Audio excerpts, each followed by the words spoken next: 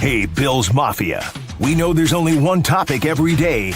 All Bills, all the time. And now Matt Bove and Sal Capaccio are going really deep, talking Bills all year long, because it's always game day in Buffalo.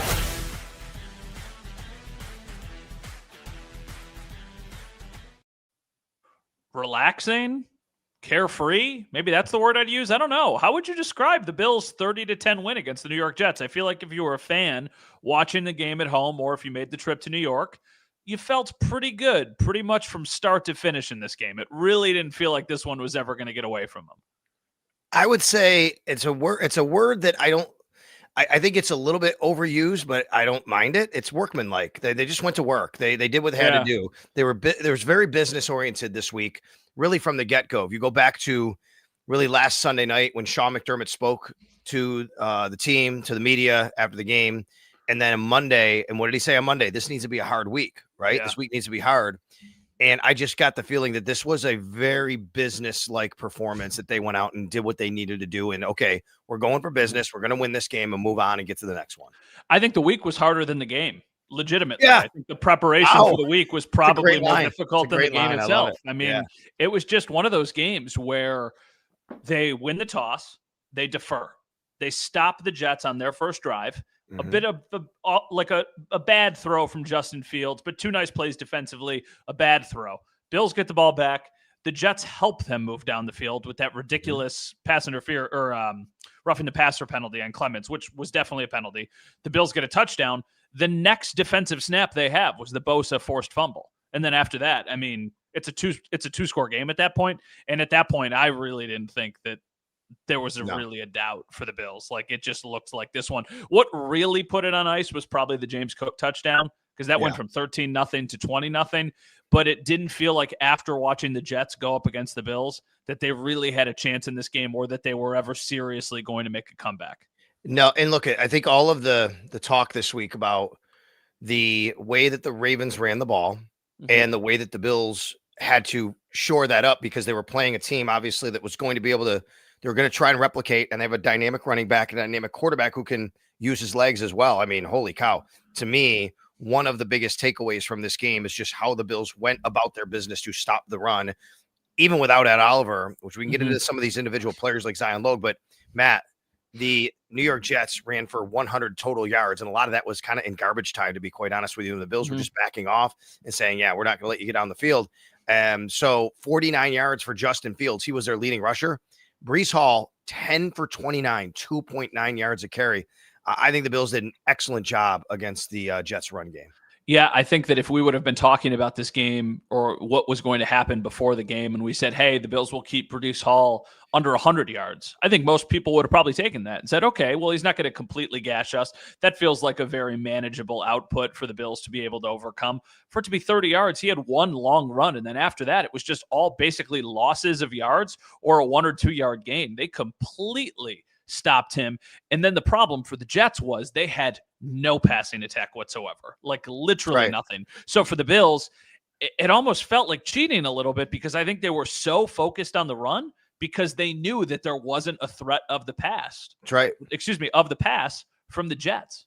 Yeah. And look, I mean, last week, and by the way, Matt Bove, Sal Capaccio here. It's always game day in Buffalo. Yeah, I'm sorry. I didn't give us like the introduction. Like, no, that's okay. So you started it right. I like it.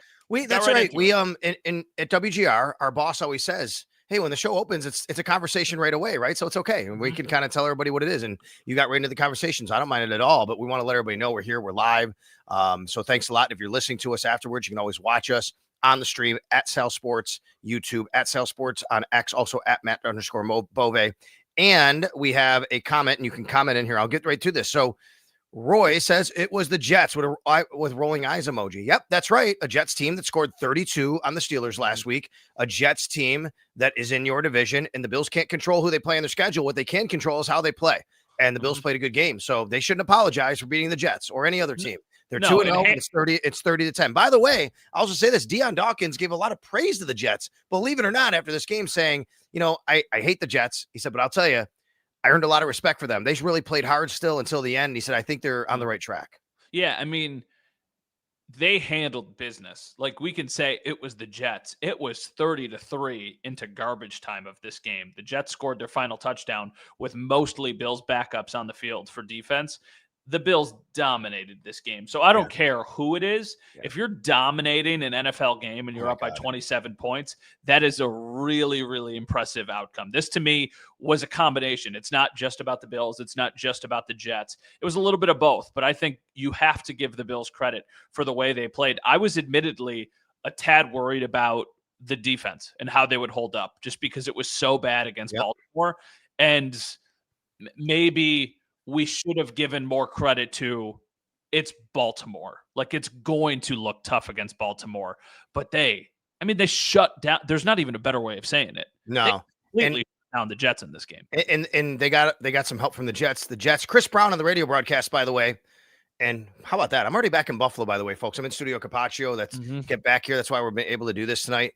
But Chris Brown on the radio broadcast said, and Eric Wood both said, the Jets are kind of doing it to themselves in a lot of ways. Yeah, the Bills are dominating, but the Jets are hurting themselves, which is why I like this from the Dominator, who says, today it was important to get ahead early, make Fields try to beat you with his arm. I don't think I've ever seen a QB miss so many wide open receivers as I did today. He did miss a bunch of receivers. Now, give the Bills credit. Like, they're doing things. They're mixing things up. I love the wrinkle. I don't know if you noticed this, Matt. I love the wrinkle of kicking Javon Solomon inside on passing downs and allowing him to be able to be an extra rusher there.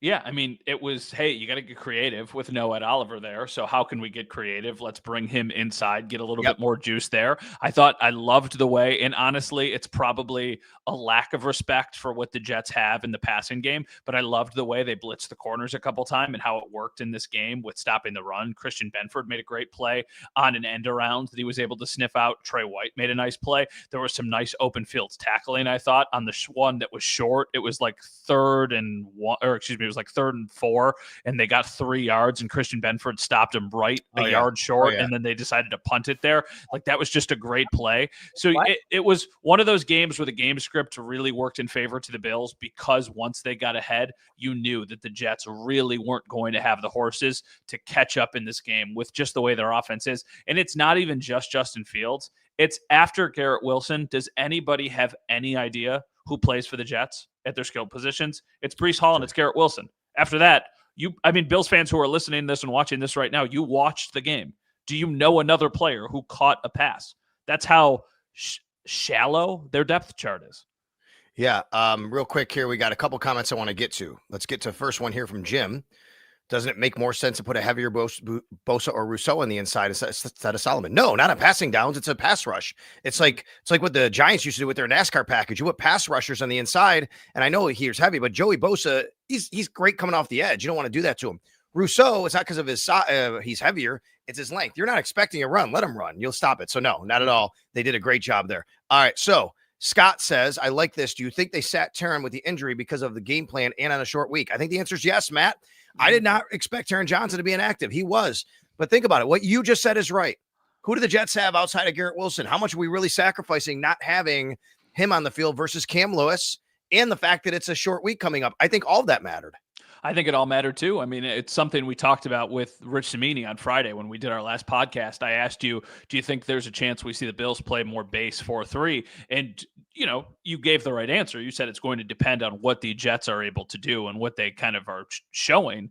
But I think for the Bills, if it was a coin flip, hey, let's get Taron Johnson. And hindsight's easy, right? The Bills dominated this game. If they would have lost and you would have said, man, they could have really used Taron Johnson in a game like this. Having him more ready to go for an opponent like Miami, though, I feel like will make Bills fans, or will make the Bills just a bit more comfortable with rolling him back out there, especially with some of the other injuries that ultimately did pop up today that we will get to down the road. But for right now, the beginning is, hey, listen, this game to me was really about two things. It was about how dominant the defense was and how the Bills were able to run the ball really at will early in the game when they were using James Cook. It was just so effective. And then to have the big splash play, the 44-yard touchdown, like, James Cook doesn't just look like another guy. We spent a lot of the offseason talking about, hey, what a great run that was. Is he replaceable? How would Ray Davis look? Ray Davis looked great against the Jets on Monday Night Football last year. Didn't miss a beat.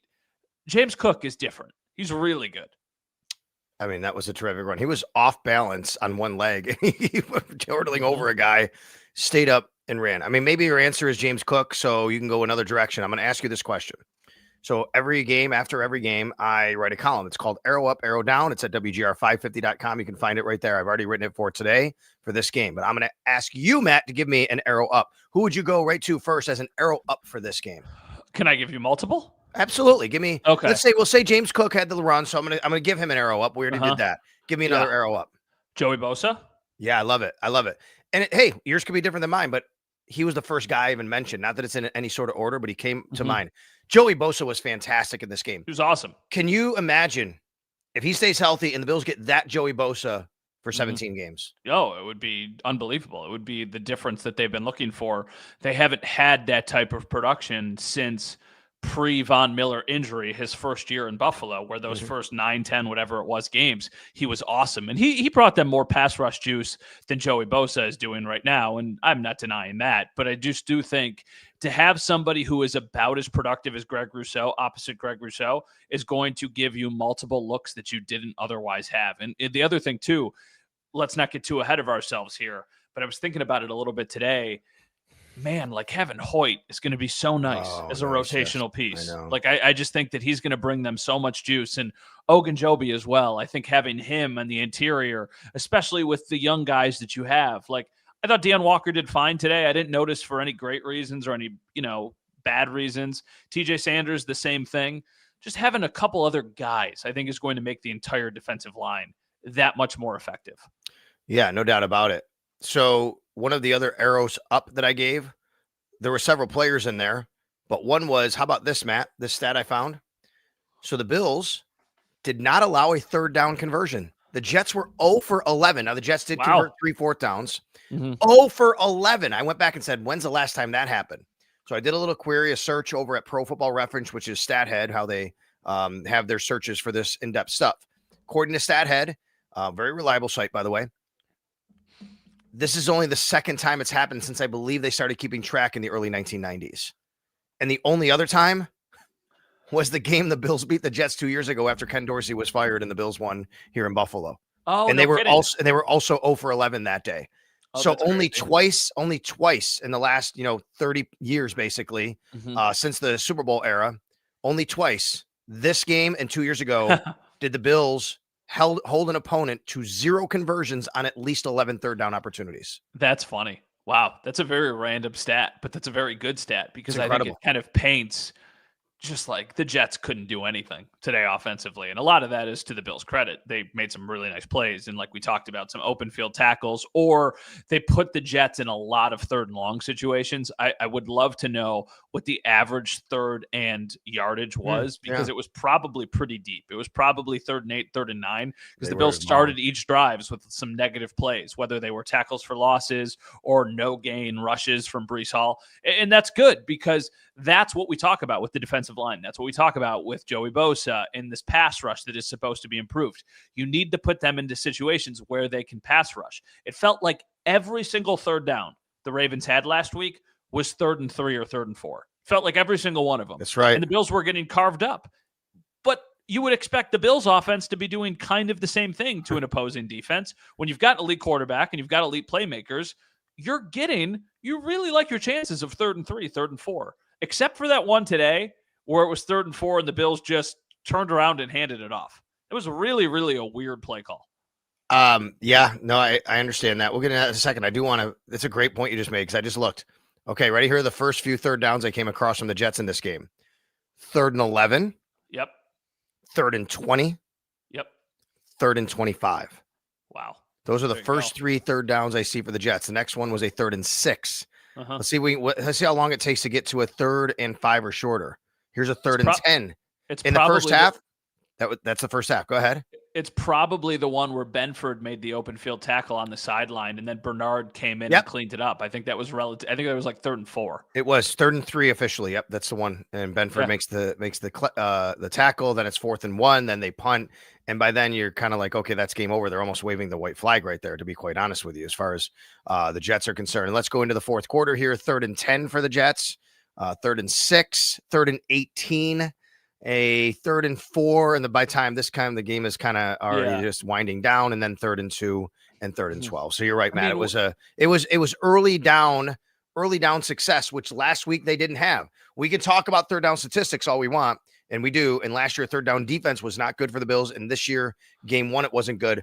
But what hurt them last week was early down success by the Ravens, and that's why they had the 3rd and shorts. Yeah, and I think that this is another positive sign, but I also think it shows the importance of having that success on early downs. And a lot of that usually comes with your ability to stop the run. Now, once again, the Ravens, Lamar Jackson, Derrick Henry. But I do think that when you play some good running backs, like Devon Achane is a really good running back, right? He's very explosive.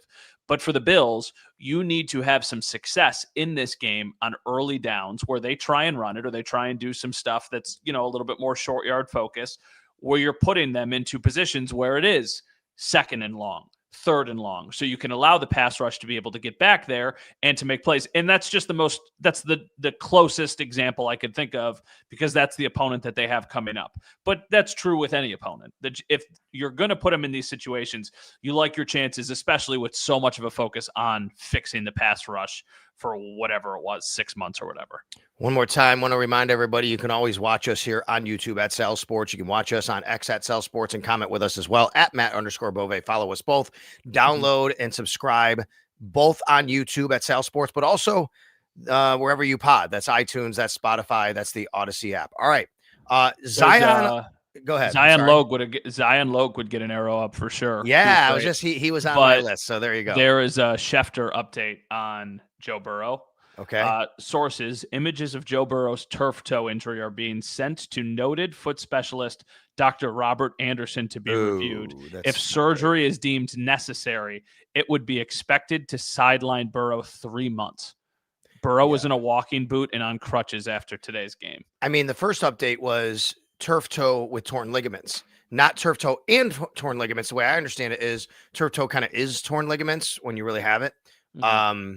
So yeah, I think obviously by Schefter saying that, you're prepared for the worst, but it doesn't have to be. But man, that would be terrible for the Cincinnati Bengals, who, by the way, have started 2-0. I didn't mean to sidetrack us. We will get to that and some other points, big picture, at the end of this podcast. That's what happens when we go live, everybody. All right, Zion Logue, I agree. And he wasn't like statistically great, but he was really good in his role and what he did.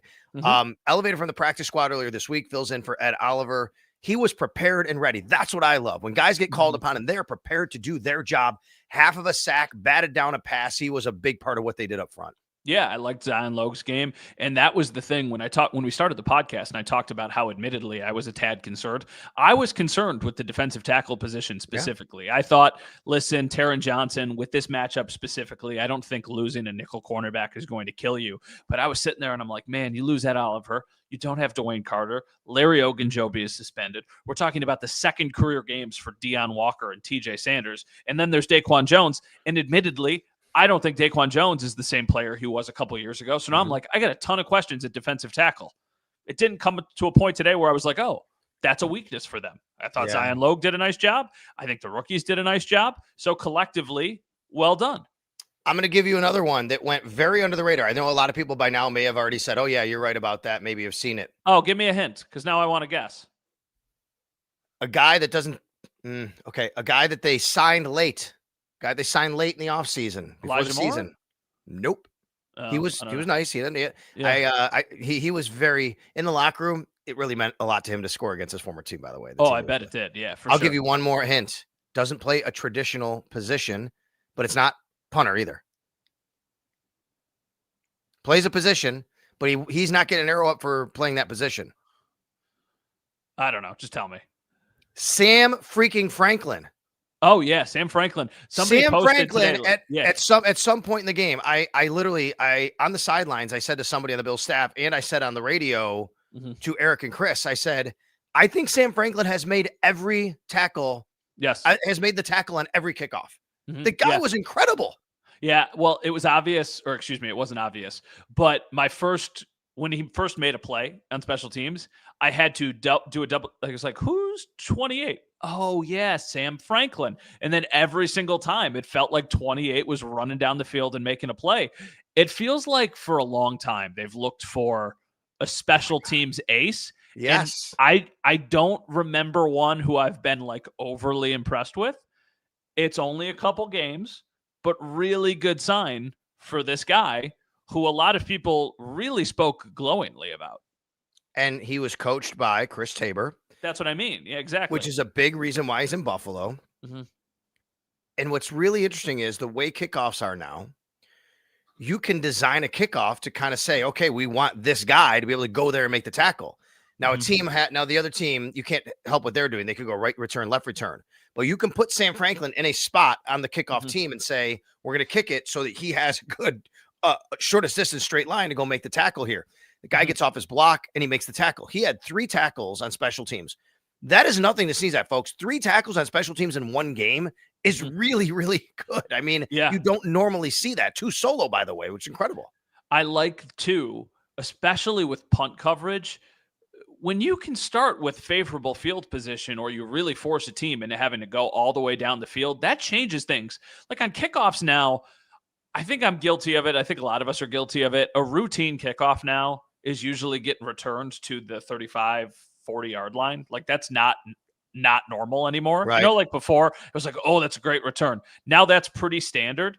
When you're punting the ball, like you want to be pinning these teams deep in 20-yard line. 20 and in. Yep. And he made a couple tackles today that pinned the Jets deep that allowed the Bills to have some success. I think he made the tackle after the Bills scored the touchdown to take it 7-0. I think he scored the tackle that pins the Jets back pretty deep. And then Bosa punched the ball out the next play. Because that's why when they took over, I think they took over at the 21, which was really, really great field position. I got to look at that, but I think you're right about that. All right. And I did, by the way, give arrows up to both Cameron Johnson and Matt Prater. Johnston punted 3 times. He pinned the Jets inside their own 20 twice on 2 of those punts. That's a 2 out of 3 inside the 20. Matt Prater, once again, 5 for 5 in his kicks. Yeah. He has 3 extra points. 6 for 6, 3 field goals, including a 52-yarder.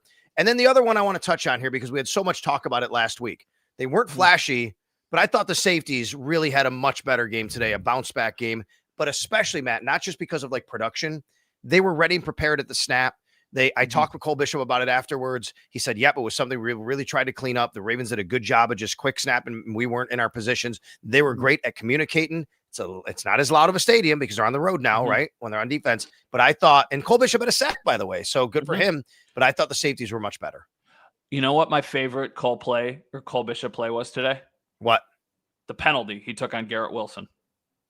I'm not saying like I don't want players to make dirty decisions. It was a late hit. It was like ticky. I want to see that dude play with fire. That is what his job is. I need you to be an absolute pain in the ass to the other team. Yep. I want you to hit them where it hurts. And that's what we saw him do. I'm not advocating for people hitting somebody out of bounds or late hits or anything. I just want to see that guy. I want to have to peel him back and not try and get more out of him. And that's how I feel about a lot of these guys, right? Like, cross the line, and then we'll pull you back from the other side of the line. And I liked that. I liked him playing to the whistle. I think that's a really good sign. I mean, somebody said he finally looked comfortable. He finally looks like, hey, like I'm here and I belong here. You mean, wait a minute. All the stuff that the coaches tell us, they just need time on task and more reps to feel more comfortable. I'm not telling you that it's a solution right now that's going to last forever and he's going to be great in All-Pro. But I do think there's something to getting reps, feeling more comfortable, being in the system, working next to Taylor Rapp. And the more he can get, the better he's going to be. I only gave one specific player arrow down.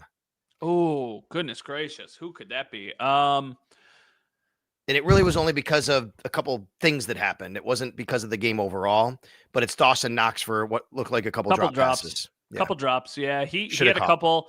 He had a couple easy drops, and Kincaid had one that he probably should bring in as well. But yeah, no, I think that's a very justified arrow down. You know what's incredible is we're 24 minutes into this, and we haven't talked about Josh Allen's nose yet. Let's do it. Go ahead. That was the transition that we needed. So can Mike, our producer, bring up the picture? This is from my buddy Dom Tibbetts, who is covering the game for Channel 7. And this is from his camera. That's him after the game, Josh Allen. So, hey, it's a nice bruise there. It's a nice shiner. I'm not a doctor. I don't know if it's a bruise. I don't know if it's broken, whatever. It doesn't look good, right? No, it's a different color, and there's a lot of cuts there. And I know he was bleeding pretty good. But kudos to him. I mean, like, I think it's just assumed that, hey, he'll get back out there and he'll be fine. But Deion Dawkins made a great point after the game. It was like, if you break your nose or you're doing something to your nose, you're going to have a hard time breathing. Yes. Like, it's really, really hard to play football when you can breathe, let alone when you can't breathe. I asked Eric Wood on the broadcast, if his nose is broken, does that impact his ability to call plays because he's got to yell? And they said he's wheezing. Yeah, and Eric's like, well, he'll just sound different, I guess, right? I mean, but it's something I thought about. I thought about that as well, but Josh ran off the field and the only thing I'd like to see him do in that situation, Matt, and I know he's hurting, right? I can't put myself in those shoes. Go down. Stay down. Gives Trubisky Stay down. Yeah, exactly. How about, hey, I didn't give Mitch Trubisky an arrow up. Maybe I should have. What a throw to Josh Palmer coming in cold like that. Yeah, that was unreal. That was awesome. I mean, that literally got them points. Yes. Because at that point it was 10-0. He makes that throw, gets them kind of into field goal range. Then they move down the field a little bit more, and then they ultimately kick the field goal to make it 13-0. That was awesome. I would imagine that Josh Allen goes and gets evaluated. I don't know what they would tell him that would stop him from playing. But I do think that, hey, you know what I said? I posted on Twitter. Yes. Do you remember when LeBron used to wear the mask, the black mask? Yes. Remember that? I was like, that's what I want Josh Allen to come out with in the second half. The black mask under the helmet. How sick would that be? It would be badass, though. It would be sweet. He did wind up obviously coming back, and he did wind up finishing the game. They were pretty, I'd say, pedestrian numbers for Josh Allen, but nothing wrong with that, right? Josh Allen's numbers in this game, real quick, we'll give them to you. He was 14 of 25 for 148 yards, no touchdowns, no picks. Someone in the chat box said earlier, if he has more games like that, it'll ruin his MVP chances. I don't think Josh cares, and guess what? A game like this is not. But guess what? A game like this doesn't matter. They won the game. They were dominant. No one's going to dock Josh Allen as being the MVP. They might just say, hey, other guys had good games and maybe you raise them a little bit up. But obviously 14 to 25, no interceptions is the key right there. Obviously you'd like to see him throw a touchdown pass just for the stat ledger, but that didn't happen here. Okay. Well, you know what I think of?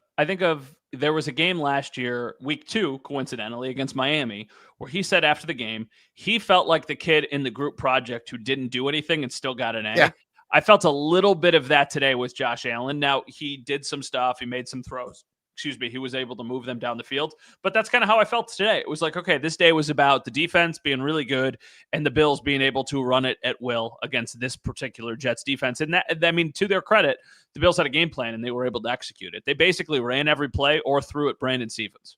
That's kind of what they did, simply. Sorry about that. Jonathan asked what happened to Matt Milano today. We don't know for sure. If you watch some replays that are out there from people who put some out, it looked like something happened when he was scrambling on trying to get Justin Fields in that 20-plus yard run.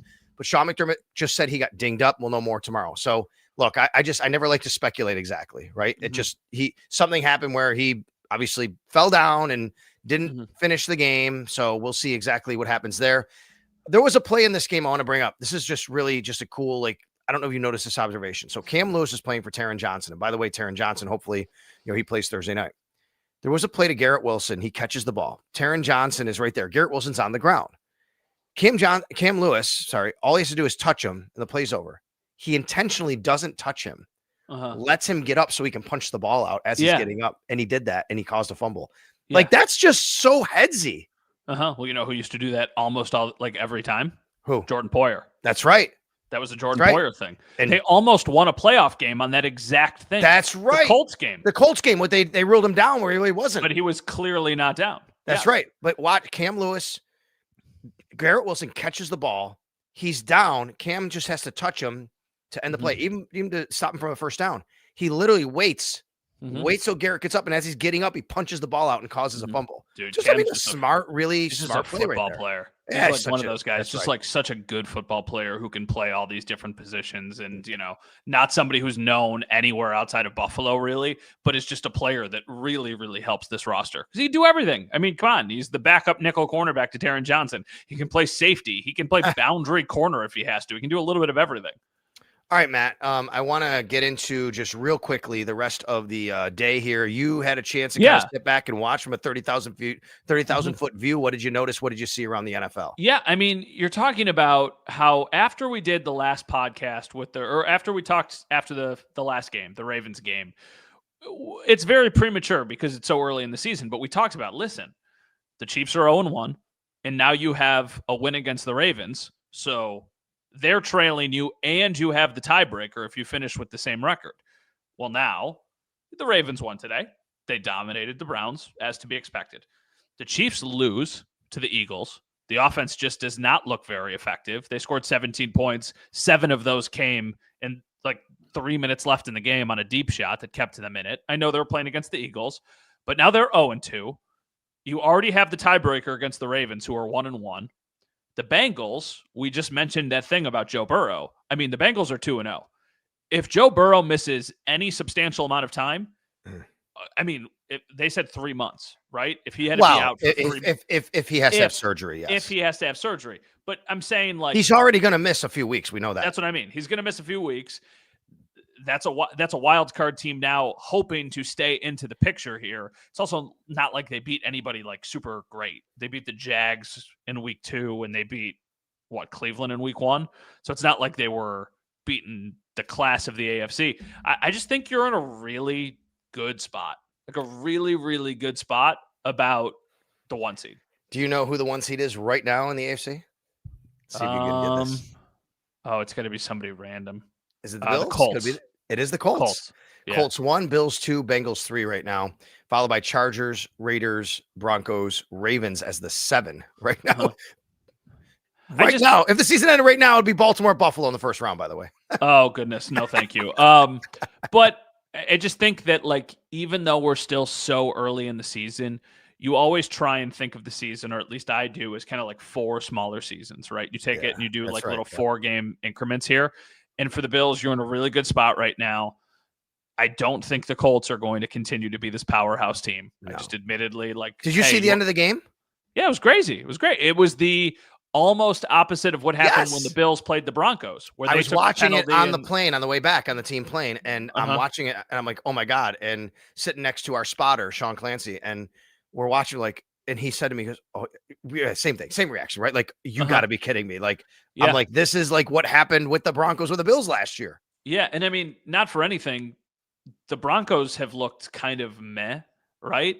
Like, to start the year, they kind of sneak past who they play, Tennessee last week, and then this week, now they lose to Indianapolis.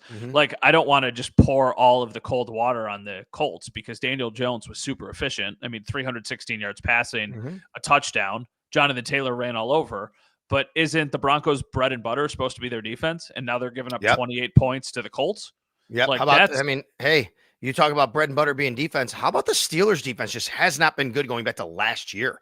I mean, the Steelers gave up 31 today to the Seahawks after giving up 32 last week to the Jets. What we saw from them today, I mean, that's a team right now that you got to be really wondering about what their defense is. And they're older, and they signed some older players. They already had some older players.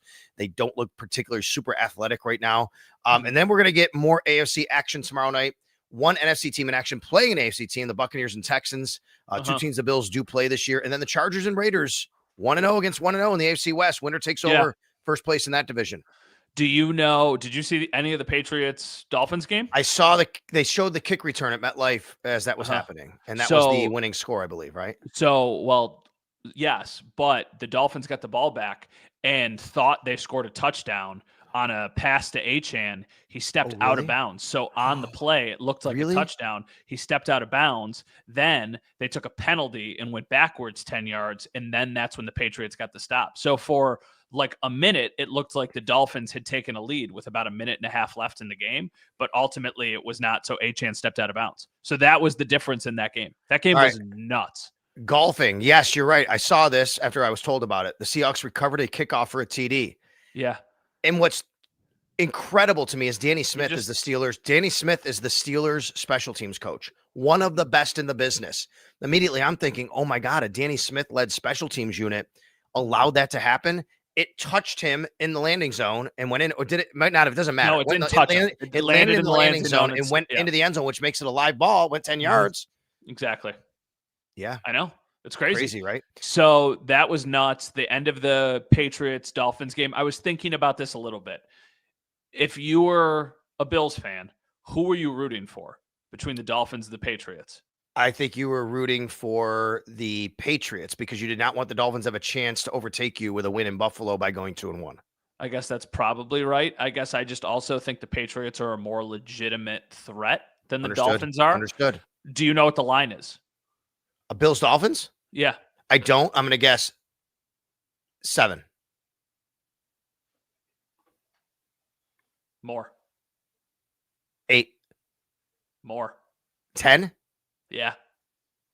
Some places have it 10.5. Some places have it 9.5. Wow. Their backs are against the wall. That is one reason why I would also think you want the Dolphins to win, because now they're really. You don't want them cut. That's what I mean. Like, I felt everything to try and beat the Bills now. Now, it didn't matter, but I remember the Jags being in a very similar situation last year. The Jags were 0-2, and they were coming to Buffalo on Monday Night Football, and that's been like a weirdly annoying team for the Bills. And the Bills just blew their doors off in that game. But I was really surprised that it was 10. 10 points is a huge spread. Somebody said it should be 14. I mean, maybe they win by 14 or more, but a 14-point spread in the NFL just is so rare. Like, you don't get it. Sometimes maybe one every couple of weeks you might get a game like that, but even 10 is a lot. The NFL, when you have a 7-point spread, it's a lot. Usually every game is within that as far as the spread is concerned. By the way, real quick before we head on out of here, just saw this, and there's a stat that I wanted to run by you because it's pretty crazy. And I was just thinking about this. Outside of Garrett Wilson's 4 catches, how many catches did Jets wide receivers have today? 2. It's just a guess. 1. Who was it? Arian Smith, I believe. Yeah. That was it. I don't think this game changes if there's Josh Reynolds in the game or anything. It's just like they do not have a full complement of wide receivers. It's crazy because they stunk last year, and their wide receivers for most of the season were Garrett Wilson and Devontae Adams. Garrett Wilson signed a new contract. I know that the Jets have to like what they've seen. Oh, actually, no, I don't know that. I think they liked what they saw in their first game. This was a disheartening performance for them. It was a really just, what the heck does this team have to do? We will hear from Bills head coach Sean McDermott and coordinators tomorrow, and then the team has got a short week. They'll be back at it on Thursday, so we'll talk to you before then at some point. But we really appreciate everybody coming aboard. Matt, we are at close to 5,400 viewers here tonight on the live stream. Oh, no kidding. Really? Yeah, it's pretty crazy. We have a lot of people coming in and wanting to celebrate this Bills victory. And I know that people are going to be consuming all the content, but short week, folks. All right. Put this. I asked Deion Dawkins, how do you flush this one and make sure you move on right away? He goes, it's already flushed. So you can, as a fan, have another night, have the night here, and then you got to start looking to Miami. Quick reminder for those of you who are watching from the Buffalo viewing market. If you live in the Buffalo viewing market, the game on Thursday will be on Channel 7. So you do not need to have Amazon Prime. It'll be just on free over-the-air cable. And so we're excited. We're going to have an hour-long pregame show. We're going to have postgame coverage, that whole stuff. And then I always talk about it on here, but our 52 Years of Fandemonium is on YouTube now. So a lot of people have asked about that. So it's on YouTube. So it's always been free. Remember when that person said, was it behind a paywall? It's always been free. Now it's just free on YouTube.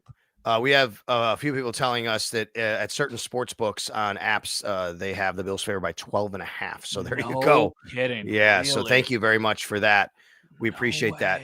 Hey, I was able to go to Pennsylvania 6 in Manhattan, met some people, a few people who are watchers of the podcast, and say, love you and Beauvais.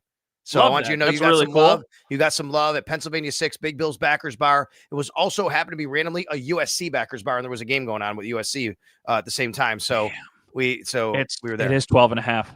I just opened up the app. Somebody said it should be 14. You were closer. See, you got it. We'll give you the love here. Whoever said it was supposed to be 14. Renaissance man. I'm going to give you love. Should be 14. But I'm telling you, that is a ridiculously high line. Yeah. But at this point, I understand. We'll get Miami injuries too. There without Allison is watching from Honolulu. I love it.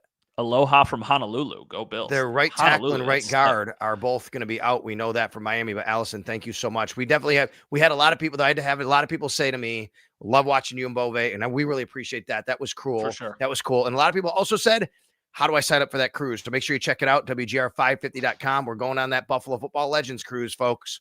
We got Thurman Thomas, Steve Tasker, Don Beebe, Butch Roll, Scott Norwood. I'll be there. We're going to have a great time. Del Rita 26 shirts. We're going to have a great time celebrating Thurman's 60th birthday, leaving out of Miami in May, going to the Caribbean, going to the British Virgin Islands. Check it out, WGR550.com. We'd love for you to join us. You can join us on the next episode of It's Always Game Day in Buffalo as well. Nice transition. Matthew, have a great night. And this was nice to kind of wrap it up, get home soon, and do this. Oh, this is incredible. Oh my gosh. You know what I'm going to do? This is like kind of sad, but it's whatever. I'm going to go upstairs and I'm going to have a can of soup and watch the second half of Sunday Night Football. I love it. I love it. All right. Enjoy your soup. Enjoy the rest of the night. And obviously, we'll talk to you later this week, everybody. Thanks for watching and listening to It's Always Game Day in Buffalo. Thanks to our producer, Mike Robier.